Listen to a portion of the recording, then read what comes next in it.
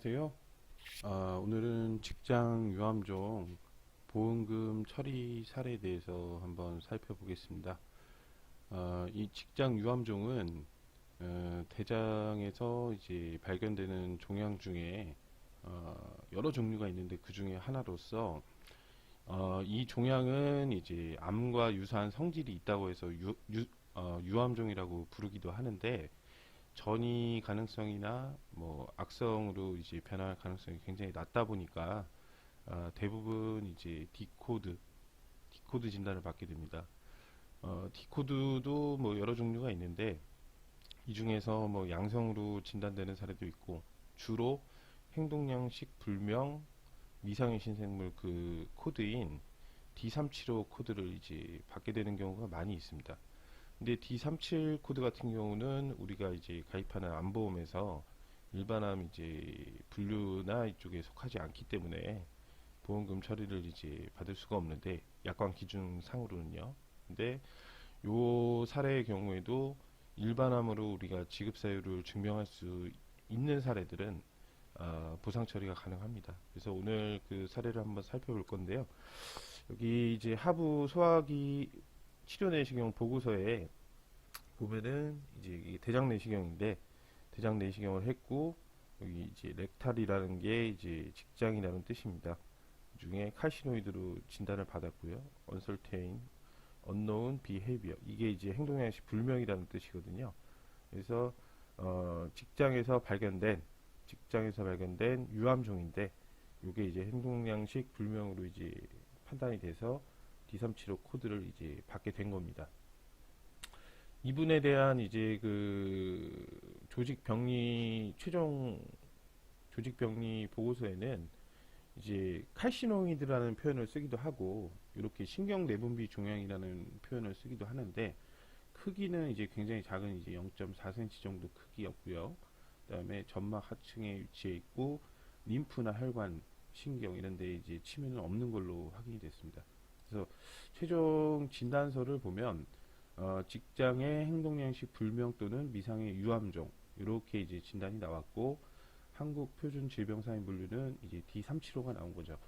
우리가 이제 직장암으로 진단받는 이제 병명은 직장의 악성 신생물 이렇게 표기가 돼 있고, 질병 사인 분류는 이제 C20 코드가 기재가 됩니다. 근데 이런 코드가 이제 기재가 되어도 보험회사에서 이게 행동양식이 이제 경계성 종양이다 이런 식으로 해서 삭감을 하거든요. 그래서 C20 코드를 받았다 하더라도 무조건 보상되는 게 아니라, 또 경계성 종양으로 볼 수 있거나 이런 것들에 대한 검사 결과를 봐서 뭐 보험사가 주치의를 찾아가서 뭐 병명을 바꾼다든지, 아니면은 의료자문이나 이런 거를 시행해서 코드를 C20에서 D375로 이렇게 이제 바꿔서 이제 처리를 하는 경우들이 많이 있습니다.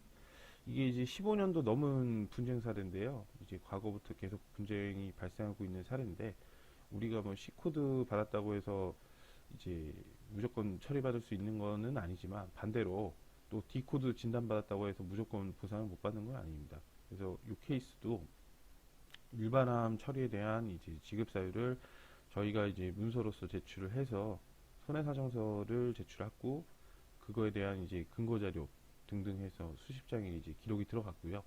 요거에 대해서 이제 재검증을 하는 절차를 거친 다음에 기간이 뭐 많이 걸리는 경우도 있습니다. 근데 뭐 짧게 걸리는 경우에는 2주에서 뭐 한 달 정도 그 사이에 이제 결과가 나오게 되는데, 뭐 100% 무조건 성공한다 이렇게 볼 수는 없지만, 다툼이 잘 되고 중간에 이제 진행 과정에서의 대응이나 이런 것도 잘 되고, 물론 무엇보다도 제일 중요한 거는 초기에 이제 보험금 지급 사유를 증명해서 들어가는 거죠. 보험금 지급 사유에 대한 증명은 청구자한테 있습니다. 대법원 판결도 있고요. 근데 이제 암으로 이렇게 진단되지 않은 거를 뭐 이 서류만으로는 증명할 수 없기 때문에 추가적인 이제 증명 절차가 필요한 것이죠. 그래서 결론적으로는 케이스는 이제 일반암으로 처리를 받을 수 있었던 사례입니다. 네. 그래서 직장에서 이제 뭐 발견되는 뭐 유암종이나 뭐 유암종만 이 코드로 부여되는 건 아니거든요. 예를 들어서 뭐 다른 종양이지만 이 코드로 이제 D375 코드를 받게 되는 경우도 있기 때문에 이런 사례들은 조직 검사 결과지랑 보험증권, 진단서까지 함께 준비를 하셔서 손해사정사와 함께 검토하시고 진행을 한번 해보시는 것이 좋겠습니다. 네, 네, 감사합니다.